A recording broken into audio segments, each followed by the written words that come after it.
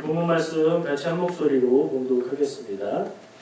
보라, 형제가 연합하여 동거하니 어찌 그리 선하고 아름답고 머리에 있는 보배로운 기름이 수염 곧 아론의 수염에 흘러서 그의 옷깃까지 내리는 것 같고 헐몬에 있으신 시온의 산들에 내리는 것 같도다. 거기서 여호와께 복을 명령하셨으니 곧 영생이로다. 아멘.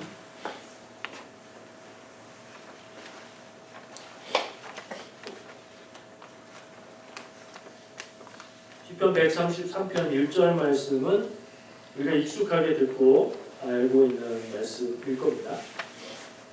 보라, 형제가 연합하여 동거함이 어찌 그리 선하고 아름다운고. 이건 시편이죠. 시고 노래예요. 그래서 이게 아름답다라고 말하는 이는 누구일까요? 첫 번째로는 이 시를 지은, 이 노래를 하는 사람이에요. 사람의 입장에서 형제가 함께 마음을 모아서 같이 살아가고 있는 게 참 선하고 아름답다. 근데 그 말은 곧 하나님 보시기에도 아름답지 않겠는가 라고 말하는 거죠. 그래서 이 시편 133편은 1절에서 3절까지가 전부 다거든요. 짧은 시인 거죠. 그래서 이 연합하여 동거하는 형제의 삶이 어떤가? 머리에 보배로운 기름이 있다. 우리는 머리에 기름이 있으면 머리를 안 감았구나. 이런 생각을 할 수 있지만 이스라엘 문화에서, 유대교 문화에서는 머리에 기름이 있는 것은 건강하고 풍요롭고 평안한 좋은 복의 상징을 말하는 거예요. 머리에서 기름이 수염까지 흘러내리는데 아론의 수염이 흘렀다. 아론은 누구예요? 첫 번째 대제사장으로 세워진 사람이죠. 하나님 앞에 예배하고 제사하고 하나님 앞에 온전히 서 있는 모습이 참 복되다. 그렇게 노래하는 거고요. 헐몬의 이슬, 헐몬은 산 이름이에요. 산 이름인데 이스라엘에서 가장 높은 산입니다. 우리한테 치면 백두산 같은 곳이죠. 이스라엘은 건조하고 더운 곳이죠. 겨울철이 북반구에 있어서 겨울철의 온도가 가장 낮은데 그때도 우리 기준으로는 여전히 춥지 않은 날씨고요. 겨울이 우기라서 비가 많이 오고요. 그때 비가 많이 오니까 날씨가 좋아서 풀과 나무들이 무성하게 자라는 때가 겨울인데 그러면 이스라엘은 눈이 올까요? 안 올까요? 보통은 안 오겠죠. 근데 어쩌다 한 번씩 이스라엘에 눈이 옵니다. 검색해 보시면 예루살렘에 눈이 왔다. 그러면서 막 폭설이 내렸고 도시가 마비됐다. 이런 내용들을 볼 수 있어요. 어쩌다 한 번씩 오는 눈이 그렇고요. 이 헐몬산은 북쪽이고 산이 높기 때문에 우리가 로키를 보면 한여름철 빼고는 거의 눈이 쌓여 있는 것처럼 헐몬산에 올라가면 눈이 있고 거기 스키장도 있습니다. 그런 곳이에요. 이스라엘에서 굉장히 중요하게 여기는 상징적인 산을 말하는 거고요.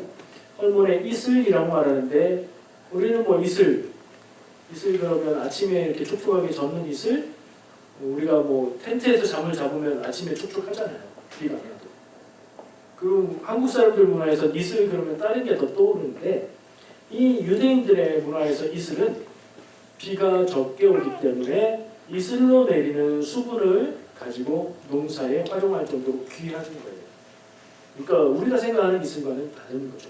복된 것, 하나님이 주시는 복을 상징하는 말들을 여기 노래하고 있고요. 마지막에 가서는 여호와께서 복을 명령하셨는데 영생을 주셨다. 이렇게 노래하고 있어요. 그러니까 형제간에 연합하고 동거하고 형제간에 마음을 모으고 잘 같이 화목하게 살아가는 것이 하나님 앞에 아름답고 복받는 일이고 구원받는 일이다. 이렇게 얘기하는 노래인 거죠. 여기서 형제는 어떤 형제일까요? 그냥 우리가 떠오르는 우리 형제? 아니면 그냥 아무나 형제일 수도 있는데 첫 번째로 적용할 수 있는 것은 이 시편 133편 노래에 제목이 붙어 있는데 성전으로 올라가며 부르는 노래라고 제목이 붙어 있어요. 그러니까 이 노래의 의미의 형제는 이스라엘 사람들 형제를 말하는 거예요. 친척 형제뿐 아니라 이스라엘의 12지파가 하나님이 부르신 한 민족, 한 하나님의 백성이다. 이걸 노래하고 있는 거예요. 근데 현실에서는 어땠어요? 이스라엘 12지파가 서로 늘 화목하고 마음을 모으고 힘을 모으고 그렇게 살아갔나요? 그럴 때도 있었지만 안 그럴 때도 있었어요. 시빌 워라고 하죠. 내전. 자기들끼리 싸우는 거. 자기들끼리 전쟁을 해서 베냐민 지파 같은 경우에 거의 멸족할 위기에까지 갔었던 그런 일들도 있어요. 그리고 서로 지파 간에 은근히 감정도 있어요. 근데 지금은 지파라고 남아있는 지파들은 거의 다 유다 지파이기 때문에 유대인, 그리고 그 지역을 유대아 지역이라는 뜻에서 거기서 사는 사람들 유대인 이렇게 부릅니다. 이 말씀은 굉장히 아름답고 이상적인 모습을 노래하는데 현실은 또 그 아름다운 모습을 그렇게 100% 이루고 있지는 못하다는 생각을 할 필요가 있겠죠. 그러고 보니 우리의 삶과도 다를 게 없는 얘기예요. 우리 인생에, 내 삶에 형제간에, 가족간에 화목하고 모두가 사이가 좋고 서로 따뜻한 마음으로 대하고 하는 말마다 친절하고 그러면 좋죠. 근데 그게 안 되는 경우도 없지 않잖아요. 그렇죠? 그런 생각을 하면서 말씀을 계속 나눠볼게요. 아까 제가 원주민 선교 얘기를 좀 하겠다고 했죠. 오늘 이건 이 형제가 연합하여 동거한다는 얘기와 원주민 선교는 무슨 관계가 있을까? 일단 선교고 원주민을 향한 선교니까 우리 교회와 원주민들이 하나님이 창조하신 생명 안에서 보면 한 형제다. 이런 생각을 해볼 수 있겠네요. 근데 저는 다른 생각을 했어요. 원주민 선교는 어떻게 하고 있죠? CKGD라고 그 선교 단체의 이름을 이야기하는데 또 뭐의 앞자리 제가 말씀드린 적 있나요? 몇 개는 짐작하실 수 있는데 한 글자는 짐작하기가 좀 어려우실 거예요. CKGD는 캘거리 코리안. 그 캘거리에 있는 한인들 단체라는 얘기고요. 그 다음에 나오는 G는 가스펠, 복음. 마지막 단어가 잘 안 쓰는 단어예요, 영어에서도. 근데 dispersus라고 씨를 뿌리는 사람이라는 뜻의 단어예요. 그러니까 캘거리 한인들인데 거기에서 교회라는 말을 이렇게 포함하고 생략한 거였죠. 캘거리 한인 교회들이 복음을 씨 뿌리는 사람들이라는 뜻의 단어를 가지고 CKGD라는 약어를 만든 거죠. 누구를 향해서요? 목적이 확실하잖아요. 원주민들을 대상으로 원주민 선교를 하는 단체. 누구에게 씨를 뿌려요? 원주민에게 씨 뿌린다. 근데 그 말 가운데 나오진 않았는데 CKGD라는 그 단어 속에는 그 의미가 안 나왔는데 생각해보면 당연한 의미가 하나 있어요. 오늘 본문 말씀에도 나오는 말이에요. 형제가 뭐하여 동거했다고 했죠. 뭐예요? 연합해서. 형제가 연합해서. 형제는 다른 사람이에요. 각각 따로 개인이에요. 근데 하나처럼 마음과 생각과 말을 하나로 모았다는 게 연합이지요. 캘거리 코리안 가스펠 디스퍼서스는 캘거리에 있는 한인 교회들이 그 성도들이 모여서라는 말이 없지만 생각해보면 당연히 모여서 연합해서 원주민 선교 사역을 한다. 그런 얘기를 그런 뜻을 담은 단체의 이름이라는 걸 생각해 보게 됩니다. 선교라는 말에 대해서 우리는 여러 가지 의미로 생각을 해볼 수 있어요. 미사일 얘기를 하면서 선교 얘기를 할 수도 있어요. 선교는 미시오라는 단어에서 나와서 미셔너리, 미션 이런 단어로 바뀌었는데 보낸다는 의미의 라틴어예요. 그래서 그 말에서 나온 또 다른 단어가 미사일이다, 미설이다 이렇게 보내서 쾅 하는 거잖아요. 그러니까 미셔너리, 선교사, 선교는 목적이 있어서 하나님이 부르신 사람들을 보낸다. 이런 의미로 생각하는 게 가장 근본적인 선교의 의미고요. 또 선교를 생각할 때 성경 말씀을 한번 떠올려 볼까요? 성경 말씀 어떤 말씀에 근거해서 우리는 선교를 할까? 네, 여러분 지금 떠오르시는 그 말씀. 사도행전 1장 8절 예수님이 땅 끝까지 이르러 내 증인이 되리라. 땅 끝까지 이르러 내 증인이 되라가 아니라 땅 끝까지 이르러 내 증인이 되리라. 되리라의 의미는 될 것이다. 너네가 그렇게 될 거야 라고 주셨다고 말씀하셨거든요. 우리는 그 말씀을 따라서 사도들에게 주셨고 교회의 역사를 통해서 이어져 온 그 말을 교회의 사명으로 삼아서 교회는 선교를 합니다. 그리고 여러 곳에 선교하는 것들 중에 원주민 선교도 하는 거죠. 그래서 우리는 교회의 모든 성도들은 전도하고, 전도는 같은 문화권에서 말이 통하는 사람에게 복음을 전하기 정도고요. 선교는 다른 문화권에 가서 문화가 다르고 언어가 다른 사람들에게 복음을 전하는 선교죠. 우리가 전도도 하고 선교도 하죠. 직접 못하면 간접적으로 하죠. 기도하고 후원하고 그러잖아요. 다 선교하는 거예요. 왜 한다? 예수님이 그렇게 말씀하셨으니까 사명으로 여기고 한다.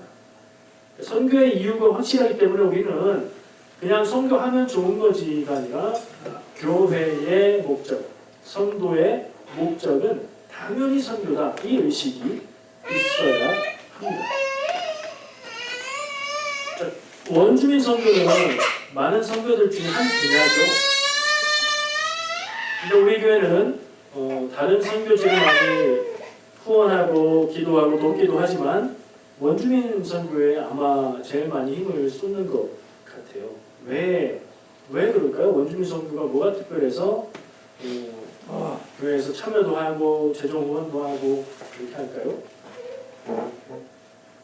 예수님의 비유 중에 그런 얘기가 있어요. 어떤 사람이 예루살렘으로 가다가 뭘 만났죠? 강도를 만났다. 그래서 다 빼앗기고 맞고 거의 다 죽게 됐는데 그 얘기 있죠. 저는 그 이야기를 기억하게 됩니다. 무슨 얘기냐? 원주민은 우리 가장 가까운 곁에 있는 강도 만난 이웃이라는 생각을 하는 거예요. 세계 어느 곳에서나 복음을 듣지 못한 곳에 가서 복음을 전하는 건 귀한 일이죠. 교회가 다 감당해야 되고요. 인연을 따라서 연결되는 것을 따라서 다 해야 돼요. 그런데 우리는 가장 가깝게 만난 게 캐나다의 원주민. 미국 원주민도 아니에요. 미국 원주민도 똑같은 처지이긴 하지만 미국 원주민은 미국 교회에게 맡기고 우리는 캐나다 원주민. 차로 조금만 가면 만날 수 있는 캐나다 원주민. 왜요? 우리 가까운 곳에 있는 강도 만난 이웃과 같기 때문에. 저는 그렇게 생각을 하고 사역을 하고 있습니다. 더욱 귀한 것은 이 CKGD를 통해서 우리가 함께하고 있는 원주민 선교 연합 선교팀을 통해서 현재 11개의 캘거리에 있는 한인교회가 연합을 해서 사역을 하고 있다는 거예요. 캘거리의 한인교회가 30군데쯤 넘을 수도 있고 안 될 수도 있고 그 정도인 것으로 알고 있어요. 그리고 캘거리 교역자 협의회, 지금은 쉬고 있지만 이전에 캘거리 교역자 협의회에 소속돼서 같이 연합을 했던 교회가 23군데 돼요. 최근에 한 교회가 두 교회가 한 교회로 통합을 해서 하나 줄었긴 했겠네요.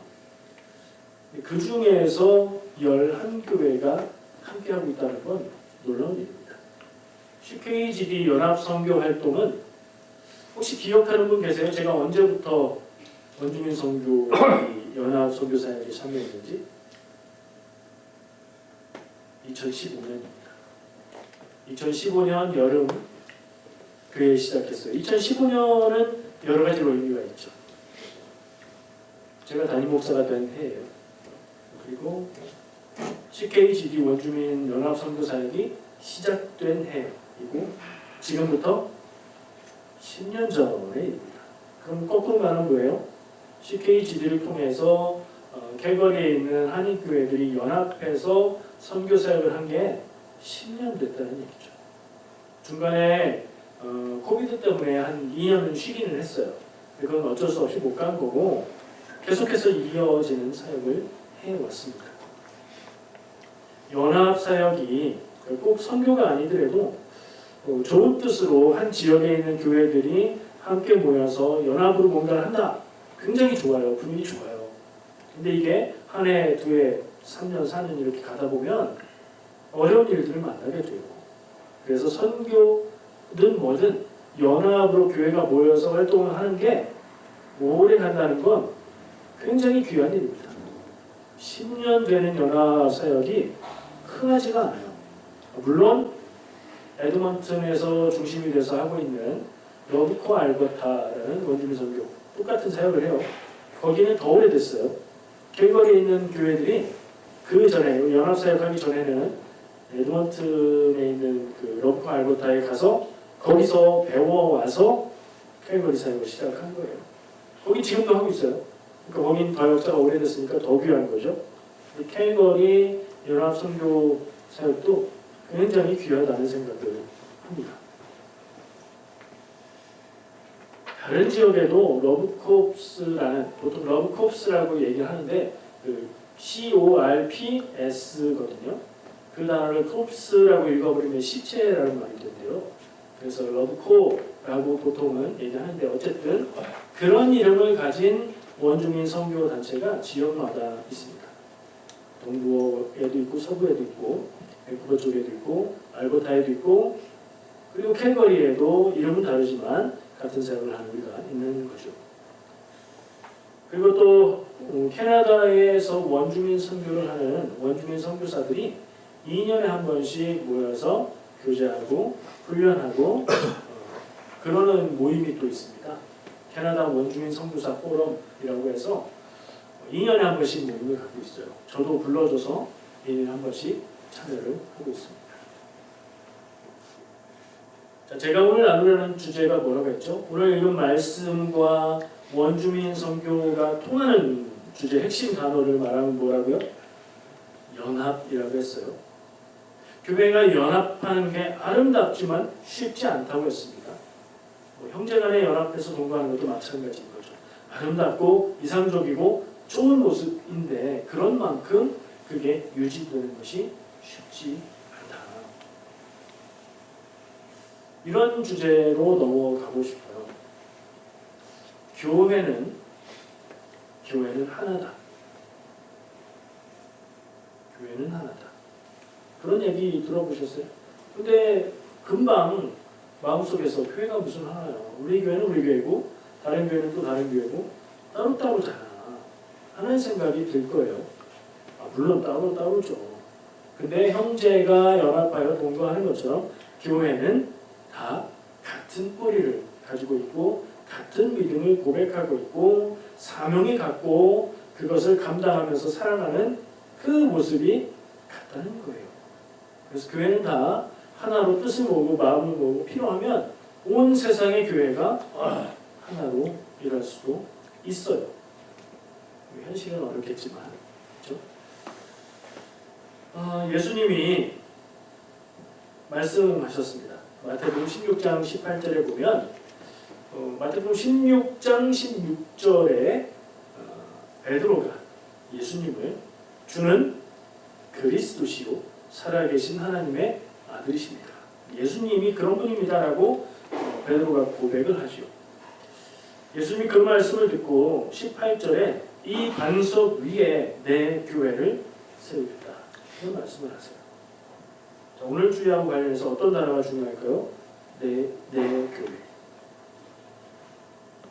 예수님이 그때는 교회가 없을 때에 베드로가 예수님을 그리스도로 하나님의 아들로 고백하는 그 신앙 고백의 반석 위에 여기에다가 내 교회를 세우겠다라고 말씀하셨는데 제가 지금 내 교회가 중요하다고 얘기하고 있어요. 그럼 교회는 누구 교회냐? 교회의 주인은 누구인가? 이 말씀을 생각해 보면 누구예요? 예수님이죠. 예수님이에요. 그래서 어떤 교회도 교회의 주인이 담임 목사가 되면 안 돼요. 잘못된 교회예요. 어떤 교회도 교회의 주인이 교회에 있는 멤버 중에 누군가가 되면 안 돼요. 그것도 잘못된 교회예요. 예수님의 교회가 아니에요. 그 교회. 이름만 교회고 모양만 교회지 교회가 아닌 거예요. 이걸 위해서도 우리가 기억하고 기도해야 합니다. 우리 교회의 주인이 예수님이신가? 예수님의 뜻을 따라서 우리 교회가 가고 있는가? 늘 이 질문을 우리가 갖고 있어야 돼요. 그래서 교회는 하나여야 하는 거고요. 신약 성경의 서신서에 보면 여기하고 통하는 주제를 많이 얘기하고 있는 게 여러 군데서 말을 하고 있는데 예수 그리스도께서 교회의 머리가 되신다는 얘기를 하고 있습니다. 예수님이 교회의 머리래요. 그럼 교회는 예수님의 몸이고 지체들인 거죠. 예수님이 교회의 머리라는 말은 모든 교회가 예수님의 뜻과 예수님의 인도하심을 따라가야 된다는 거죠. 머리가 생각하고 머리가 움직이게 하고 머리가 명령하잖아요. 그렇게 생각하면 교회라면 예수님을 따라가야 하는 것이고 예수님의 뜻이 선교해라, 전도해라, 복음의 증인이 되라 하는 데 있다면 모든 교회가 그 사명을 따라가야 하는 거죠. 그런 면에서도 교회는 하나다. 교회인데 교회의 모습을 하고 있는데 사람들이 많이 모이는데 교회가 예수님의 뜻을 구하지 않고 자기들의 욕망을 구하고 그걸 채우게 혈안이 되어 있다 한다면 그 또한 교회가 아닌 거예요.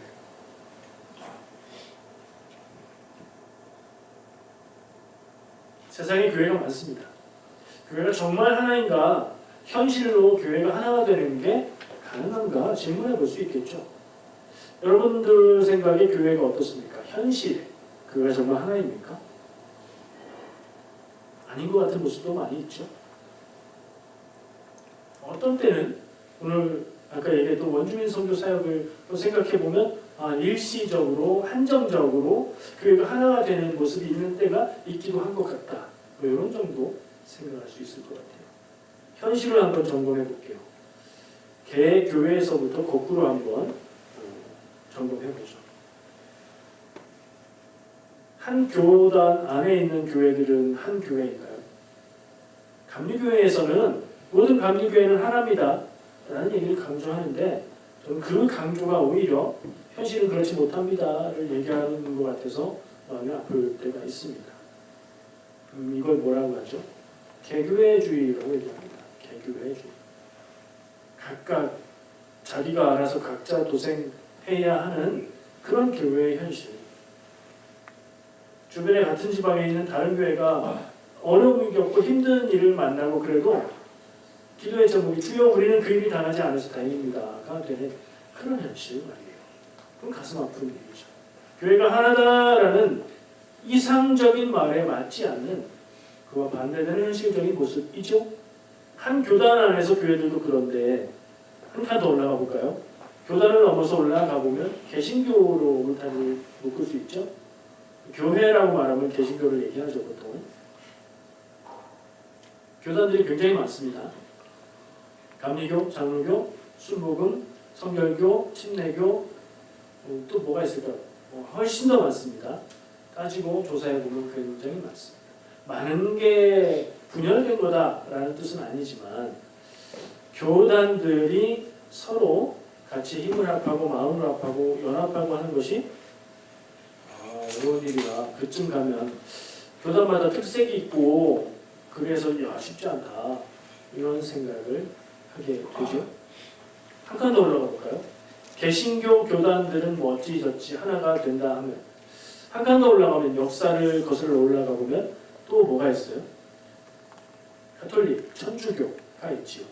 가톨릭, 천주교는 형제입니까? 오늘 말씀에서 본문에서 형제가 연합하여 동거하는 게 아름답다 했는데 형제인지 아닌지를 먼저 생각해야죠. 왜냐하면 가톨릭은 기독교가 아니다. 가톨릭은 이단이다. 이렇게 얘기하시는 분들도 있고 아니다. 가톨릭은 우리와 갈라졌을 뿐 한 형제인 교회다라고 말하는 분들도 있거든요. 여러분 생각은 어떠십니까? 생각마다 입장마다 경험마다 다를 수 있다고 생각을 합니다만 원칙적인 부분을 생각해 보자고요. 역사상 우리의 개신교회가 어디서 나왔습니까? 천주교, 가톨릭에서 나왔죠.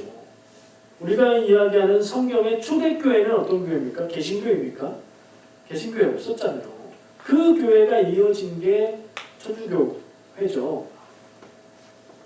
좀 조심스럽긴 하지만 저는 가톨릭 천주교회도 우리의 형제 혹은 친척 혹은 이웃 정도로 생각해야 한다고 원칙적으로요. 원리적으로요. 그런 생각을 갖고 있습니다. 다르긴 달라요.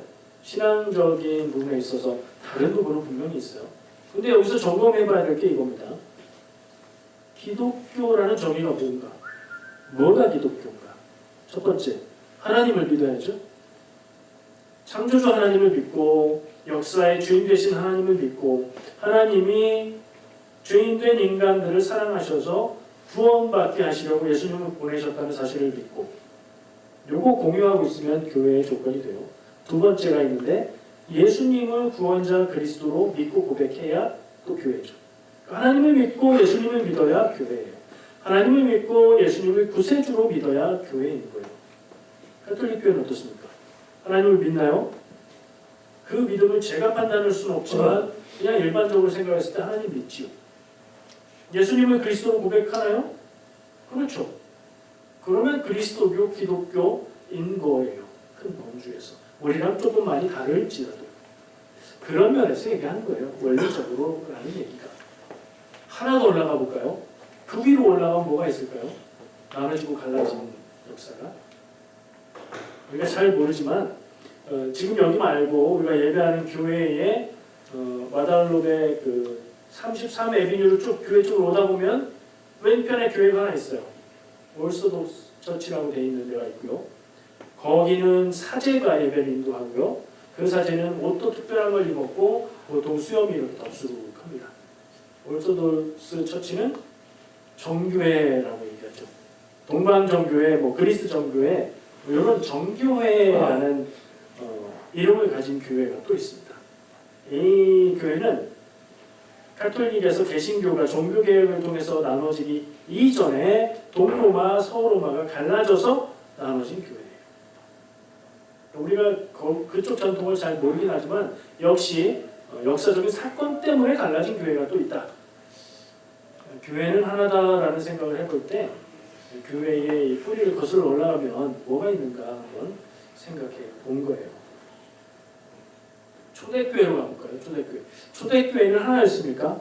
아니 시작할 때는 하나여야 될 거 아니에요. 그렇죠? 초대교회는 하나였나? 성경에 기록되어 있는 우리가 쉽게 생각할 수 있는 교회의 모습 하나가 되었나? 질문해 보면 어때요? 어떤 답이 나오나요? 하나였던 것 같은데 안디옥 교회에 예루살렘에서 온 어떤 사람들이 와서 율법을 지켜야 하고 할례를 받아야 구원을 받는다. 그래서 논쟁이 있었고 예루살렘 교회에 가서 안 해도 된다. 이런 걸 확인했다. 그런 내용 기억하시죠? 예전에 나눈 적이 있어요. 초대교회를 조금 이렇게 구별해 보면 예루살렘에 모여 있는 유대인 중심의 교회가 있어요.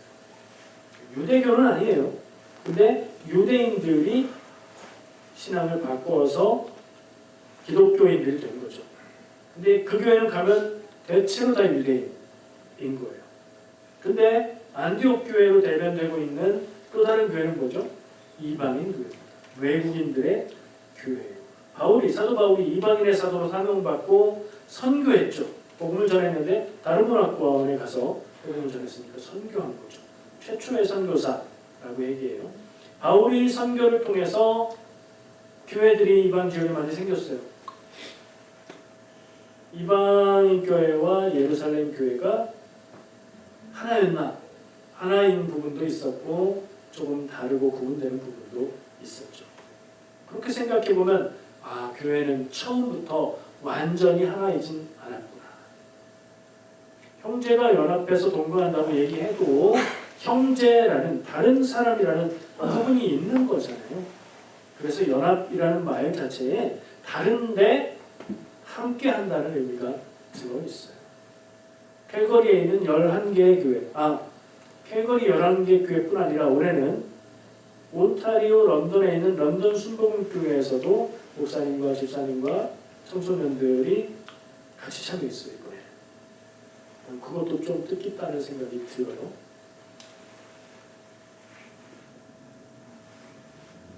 그렇게 각각 다른 교회지만 한 사명 앞에서 예수님을 머리로 해서 예수님의 뜻을 따라서 그 사명을 감당할 때 하나가 되는 그 모습을 저는 제가 참여했던 원주민 선교팀에서 발견을 했고 참 귀하다는 생각을 했어요. 교회 역사는 처음부터 갈등의 소지와 어떤 분열의 이유들이 있기는 했습니다만 그래도 한 신앙 안에서 교회 역사를 이어왔습니다. 신앙의 본질을 잃지 않았고요. 한 교회됨을 지키려는 노력이 있었기에 지금도 기독교, 그리스도교라는 이름 아래에서 구분되고 하나가 될 수 있는 가능성들이 남아 있습니다. 현실에서는 교회가 하나라는 원칙과 의미도 살아있고 다행히 남아있고요. 그러나 나누어서 구분되고 따로따로 가고 있는 모습들도 있습니다. 이게 현실이죠. 이게 잘못됐고 나쁜 게 아니라 현실은 그렇다. 그러니 무슨 일을 어떻게 해야 될 것인가 이렇게 봐야 될 것 같습니다. 캘거리 원주민 선교팀의 목적과 방향성에 대한 소개도 좀 해드리고 싶어요. 우리가 함께 기도하고 있으니까요. 캘거리 선교팀의 방향성에 중요한 원칙이 있습니다. 근데 이것은 딱 한 가지 사실에서 나와요. 원주민 선교는 그것에 참여하고 하는 모든 선교사님들이 공통적으로 말하는 게 있어요. 이게 한두 해의 열매를 보거나 끝내거나 완수할 수 있는 일이 아니다. 이것은 세대 사역을 해야 된다. 제너레이션 투 제너레이션. 그 무슨 얘기예요? 지금 어린 아이들에게 집중해서 투자하고 그 자녀들이 자라서 일꾼이 되고 변화되는 때까지 바라보고 일해야 된다. 또 무슨 얘기예요? 한 해, 두 해 크게, 화끈하게, 확실하게 해서 해결되는 게 아니라 작더라도 멈추지 않고 꾸준히 해야 하는 사역이다. 이런 얘기예요. 그게 가장 기본적인 원칙이에요. 그래서 당장의 결과보다 미래를 바라보면서 원주민 미래 세대에 집중하는 거예요.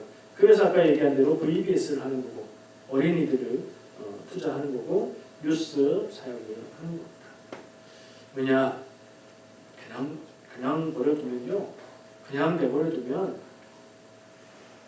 청소년 시기가 되어서 그 원주민 친구들이 알코올 중독, 마약 중독, 자살의 비율이 급격하게 높아집니다. 그러니까 인생이 어떻고 어떻게 살고의 문제가 아니라 청소년기를 넘기지 못하는 숫자가 너무 많습니다. 그래서 그들을 지켜야 하기 때문에 그렇습니다. 그리고 사역의 중심이 청년의 중심이 되는 사역이에요. 제가 소개할 때 사역을 하는 게 청년 중심입니다. 그래서 영어로 얘기할 수 있어야 되고 그래서 어른들은 좀 돕는 것들 그런 걸 해주세요. 이런 얘기를 하는데 왜 청년 중심의 사역을 하고 있느냐. 거기 다 각 교회마다 전도사, 목사, 교역자들이 있을 텐데 왜 교역자들이 하지 않고 청년들이 하게 두느냐. 좀 의아하실 수도 있어요. 가끔 관심을 가지고 사역할 때 와서 보시면 되게 어설퍼 보이고 이름 왜 저렇게 하지? 하고 보일 때도 있어요. 청년들이 하는 걸 그냥 두기 때문입니다. 근데 왜 그러냐? 똑같아요. 원주민 사역을 지속적으로 하는 게 중요하다. 대단한 거 하지 않아도 오랫도록 끊어지지 않고 하는 게 중요하다는 생각을 가졌기 때문이에요. 교회의 교역자들은 바뀔 수 있습니다. 담임 목사도 그렇고 부교역자도 그렇고 임지가 바뀌면 다른 데로 가버리면 그 사역을 못하죠. 어떤 한 뛰어난 부교역자가 전도사 목사님이 막 청년들 이끌고 굉장히 활발하게 했어요. 그분이 그러다가 다른 곳에 임지 옮깁니다. 그러면 사역이 어떻게 됐어요? 잘 되다가 불이 확 꺼져버리겠죠. 그러지 말아야 되기에 청년들이 주축이 되어서 기도하고 준비하고 계획하고 실행하는 일을 다 하게 훈련을 시키는 거예요. 그래서 좀 어설프고 좀 답답해도 참고 돕는 겁니다. 그러면 이제 교육자들은 뭐 하냐 하면 여러분들이 저를 위해서 기도해 주셨지만 제가 막 직접 막 뛰고 그러는 건 많지 않습니다. 교육자들은 가면 멘토라는 그 호칭을 줘요. 멘토라고 부릅니다. 그래서 제일 중요한 것은 예배나 기도회 같은 거 할 때 말씀 전하고 그런 역할을 하고요. 또 팀원들의 영적인 그 모습들을 바라보면서 기도로 후원하는 역할을 현장에서 함께 기도를 함께 하는 역할을 하고 현실적으로는 운전을 주로 합니다. 렌트카를 빌려서 사용을 하기 때문에 렌트카 일단 빌릴 때부터 25세 이하는 빌리기가 좀 곤란하죠. 그리고 아무래도 운전 경력이 많으니까 안전을 위해서 멘토들이 운전을 많이 해요. 그런 것들을 멘토들은 담당하고 주로 계획하고 진행하고 하는 것을 청년 리더들이 한다. 올해 우리 교회가 배출한 하연이가 씩씩카 지역의 한 파트의 리더를 맡아서 잘 했어요. 처음 했으니까 대단하게 하진 않았지만 잘 했어요. 많이 격려해 주시면 좋겠습니다. 그래서 청년 중심의 사역을 하고 있다. 전체적으로는 어떻게 얘기하느냐, 잘하는 것보다 연합하는 게 우선이다. 이 연합은 뭐예요? 교회 간의 연합이에요. 2015년에 처음 이 사역을 시작할 때에 그때 10교회, 11교회가 모이진 않았어요. 3교회가 모였어요. 영락교회, 순복음중앙교회, 감리교회. 우리 교회는 제가 참여했어요. 저 혼자. 그래서 기억 못하는 사람들도 많은데 어쨌든 처음 시작할 때 이렇게 3교회가 모였고요. 아무래도 영락교회와 순복음중앙교회가 여러 면에서 주축이 되었겠죠. 근데 연합하는 게 우선이기에 지금 모습은 어떠냐? 책임져야 하고 장소를 제공한다든가 훈련을 받을 때 또 재정이 필요하다든가 이런 책임지는 일에는 그 교회들이 우선적으로 나섭니다. 근데 이건 이렇게 하고 저건 저렇게 하고 이런 진행 방향과 운영에 대해서는 한마디도 하지 않습니다. 각 교회 담임 목사님들도 뭐 도와줄 거 없냐라고만 묻지 이건 이렇게 해야 되는 게 아니야? 이러지 않습니다. 저는 10년을 이어올 수 있었던 이유가 거기에 있다고 생각을 합니다. 그리고 아까 얘기한 대로 청년 리더들을 중심으로 사역을 하는데 처음 시작하니까 영락교회와 순복음중앙교회 중심으로 리더들도 세워졌겠죠.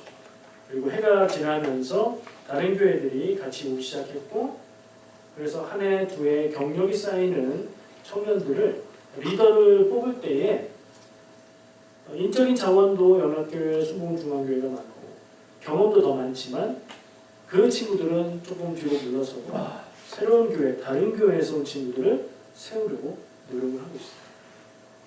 그래야 이게 오래 갈 수 있지 않겠어요. 연합하는 이유 중에 가장 큰 게 오래 하기 위해서라니까요. 한 교회가 집중해서 하면 더 잘할 수도 있어요. 큰 교회, 재정적인 능력도 있고 인력도 있는 교회에서 담임 목사님이 열정을 가지고 거기에 힘을 쏟으면 한 해, 두 해, 세 해는 더 잘할 수도 있어요. 근데 그 교회에서 열정적으로 움직이던 동력이 사라지면요.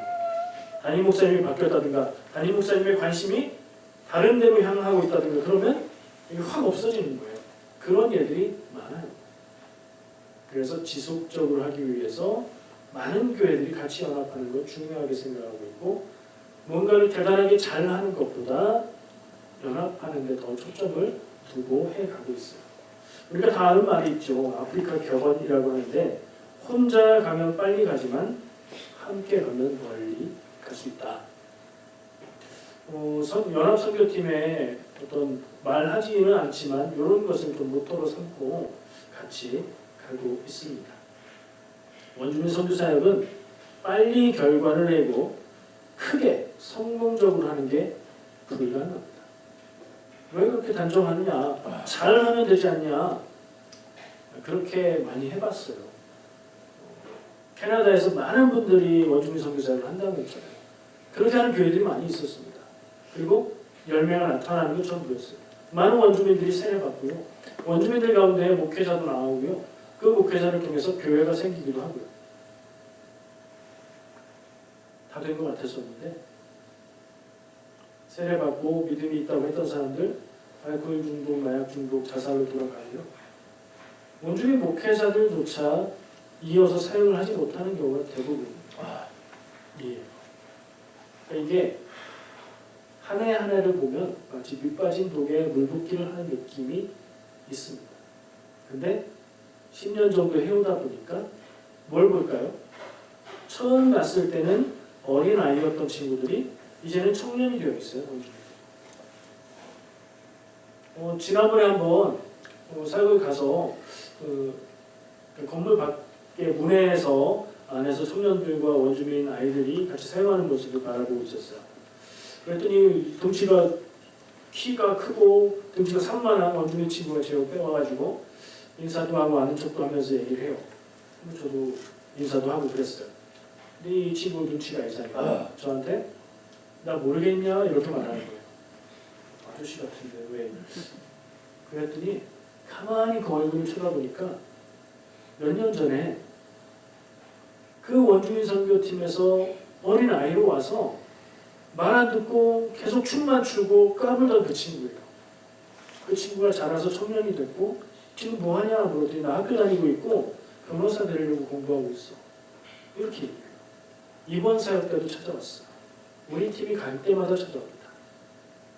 그 어린 친구들이 변해가는 모습을 그리고 정말 간절히 바라는데 우리와의 만남을 통해서 죽지 않고 살아가는 원주민 청년들이 있을 거라는 믿음을 가지고 계속해서 사역을 해가고 있습니다.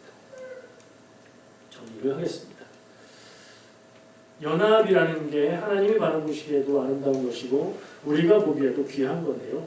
그게 생각처럼 말처럼 쉽지는 않다. 이게 현실이에요. 그럼에도 불구하고 그게 하나님의 뜻에 맞는 것이기 때문에 우리는 연합하는 것을 추구해야 된다. 이런 생각이 있으면 좋겠고요. 그런 연장선상에서 원주민 선교를 연합으로 하고 있는 것 참 귀하다는 생각을 했고요.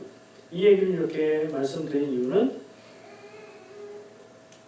선교에 다녀왔으니까 선교 보고를 대신해서 그리고 말씀을 또 함께 나누는 의미에서 이렇게 연결을 해서 같이 나눠봤습니다. 저는요, 모든 성도가, 여러분들 전부가 여러분 자신의 인생이라는 장에 파송된 선교사라고 생각합니다. 여러분 그런 생각 해보셨나요? 내가 사는 인생의 주인공은 나죠? 내 인생에 있어서 주인공은 나잖아요. 그런데 내가 믿음을 갖고 복음 전파의 사명을 깨닫고 느꼈다면 나는 내 인생에 하나님이 보내신 선교사 말 되죠? 그렇게 생각할 수 있어요. 그래서 이 얘기가 남들 얘기로 안 들렸으면 좋겠고요. 이 나눈 이야기들이 여러분들 가슴에 남아서 여러분들의 삶의 현장에 적용되었으면 좋겠습니다. 기도하겠습니다.